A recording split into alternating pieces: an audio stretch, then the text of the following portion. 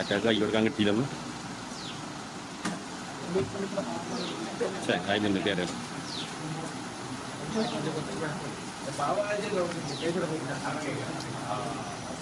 ഏതാണ്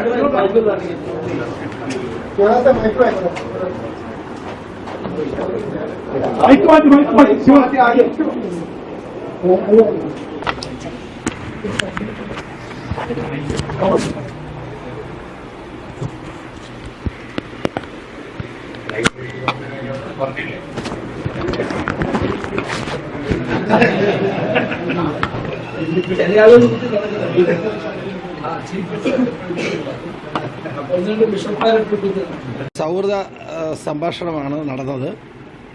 പണക്കാട് കുടുംബവുമായി വർഷങ്ങളുടെ ബന്ധമാണ് എനിക്കുള്ളത്. 40-45 വർഷത്തെ ബന്ധമാണ്.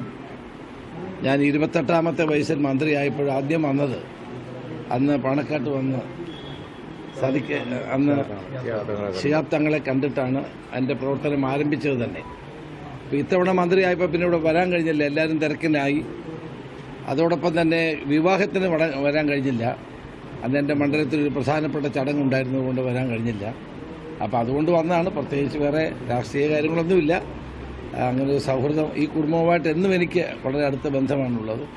അത് ഹൈദരലി തങ്ങളാണെങ്കിലും ഇപ്പോൾ സാദിഖ് അലി തങ്ങളാണെങ്കിലും എല്ലാവരും അത്രയും അടുപ്പവും സൗഹൃദമുണ്ട്.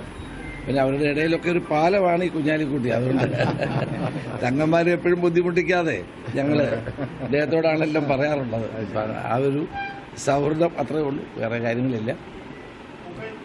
അതുപോലെ തന്നെ ഇന്ന് നിങ്ങൾക്കെല്ലാവർക്കും അറിയാവുന്ന പോലെ കേരള ഗവൺമെൻറ് മയക്കുമരുന്നിനെതിരായി ഒരു വലിയ പോരാട്ടം നടത്തുകയാണ്.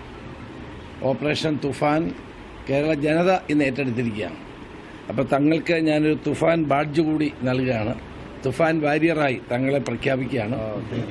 നാളെ മുസ്ലിം ലീഗിൻ്റെ യോഗമുണ്ട്. അപ്പോൾ അവിടെയും ഇത് പറയണമെന്ന് ഞങ്ങൾ റിക്വസ്റ്റ് ചെയ്തിട്ടുണ്ട്. കാരണം ഇത് നമ്മളെല്ലാവരും ഏറ്റെടുക്കേണ്ടതാണ്. രാഷ്ട്രീയമില്ലാതെ എല്ലാവരും, അത് മാധ്യമങ്ങൾ നന്നായി ഏറ്റെടുക്കുന്നുണ്ട്. കേരളത്തിലെ യുവതലമുറയെ നമ്മളൊരു വിനാശത്തിൽ നിന്ന് രക്ഷിക്കാൻ വേണ്ടിയിട്ടാണ് ഗവൺമെൻറ് ഈ പരിപാടി ആവിഷ്കരിച്ചിട്ടുള്ളത്. അതുകൊണ്ട് അതിനും അദ്ദേഹത്തിൻ്റെ പിന്തുണ തേടിയാണ് ഞാനിവിടെ എത്തിയത്.